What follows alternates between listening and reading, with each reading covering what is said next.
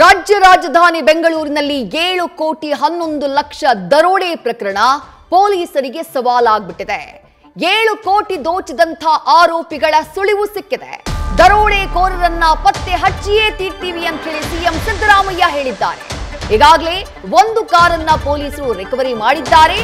ದರೋಡೆಕೋರರನ್ನ ಬಂಧನ ಮಾಡ್ತೀವಿ ಅನ್ನುವಂತ ವಿಶ್ವಾಸವನ್ನ ವ್ಯಕ್ತಪಡಿಸಿದ್ದಾರೆ ಸಿಎಂ ಸಿದ್ದರಾಮಯ್ಯ.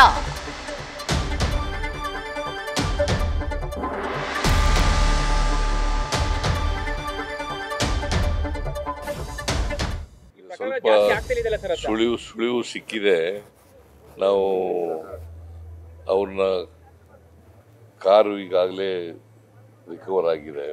ನಾವು ಉಪಯೋಗಿಸಿದಂಥ ಕಾರು. ಅವರು ಯಾರು ದರೋಡೆಕೋರರು ಇದ್ದಾರೆ ಅವ್ರನ್ನು ಕೂಡ ಪತ್ತೆ ಹಚ್ತೀವಿ, ಅವ್ರನ್ನ ಅರೆಸ್ಟ್ ಮಾಡೇ ಮಾಡ್ತೀವಿ. ಈಗ ಸ್ವಲ್ಪ ಸುಳಿವು ಸಿಕ್ಕಿದೆ. ನಾವು ಅವ್ರನ್ನ ಕಾರು ಈಗಾಗಲೇ ರಿಕವರ್ ಆಗಿದೆ. ನಾವು ಉಪಯೋಗಿಸಿದಂಥ ಕಾರು. ಅವರು ಯಾರು ದರೋಡೆಕೋರರು ಇದ್ದಾರೆ ಅವ್ರನ್ನು ಕೂಡ ಪತ್ತೆ ಹಚ್ತೀವಿ, ಅವ್ರನ್ನ ಅರೆಸ್ಟ್ ಮಾಡೇ ಮಾಡ್ತೀವಿ.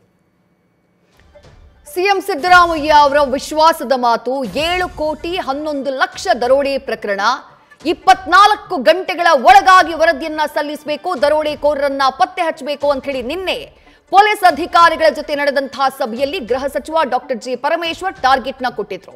ಬಟ್ ಇದುವರೆಗೂ ದರೋಡೆಕೋರರಿಗೆ ಸಂಬಂಧಪಟ್ಟ ಹಾಗೆ ಒಂದಿಷ್ಟು ಮಾಹಿತಿಗಳು ಸಿಗ್ತಾ ಇವೆಯೇ ಹೊರತು ಅವರ ಬಂಧನ ಆಗಿಲ್ಲ. ಕಂಪ್ಲೀಟ್ ಸಿಸಿಟಿವಿ ಮ್ಯಾಪಿಂಗ್ ಅನ್ನ ಮಾಡ್ತಾ ಇದೆ. ಹೊರ ರಾಜ್ಯಗಳಲ್ಲೂ ಕೂಡ ಹುಡುಕಾಟ ನಡೀತಾ ಇದೆ. ಇದರ ಮಧ್ಯೆ ಸಿಎಂ ಸಿದ್ದರಾಮಯ್ಯ ರಾಜ್ಯ ರಾಜಧಾನಿ ಬೆಂಗಳೂರಿನಲ್ಲಿ ನಡೆದಂತಹ ಮಹಾ ದರೋಡೆಯ ಬಗ್ಗೆ ಪ್ರತಿಕ್ರಿಯಿಸಿದ್ದಾರೆ. ಖಂಡಿತವಾಗಿಯೂ ನಾವು ದರೋಡೆಕೋರರನ್ನ ಸೆರೆ ಹಿಡಿತೀವಿ. ಈಗಾಗಲೇ ಒಂದು ಕಾರನ್ನ ಪೊಲೀಸರು ರಿಕವರಿ ಮಾಡಿದ್ದಾರೆ. ದರೋಡೆಕೋರರ ಸುಳಿವು ನಮಗೆ ಲಭ್ಯ ಆಗಿದೆ ಅಂತ ಹೇಳಿದ್ದಾರೆ. ಇನ್ನು ಬೆಂಗಳೂರಿನಲ್ಲಿ 7 ಕೋಟಿ ದೋಚಿದವರ ಸುಳಿವು ಪತ್ತೆ ಪ್ರಕರಣಕ್ಕೆ ಸಂಬಂಧಪಟ್ಟ ಹಾಗೆ ದರೋಡೆಕೋರರ ಸುಳಿವನ್ನ ಪತ್ತೆ ಹಚ್ಚುವಂತಹ ಕೆಲಸವನ್ನ ಪೊಲೀಸರು ಮಾಡಿದ್ದಾರೆ.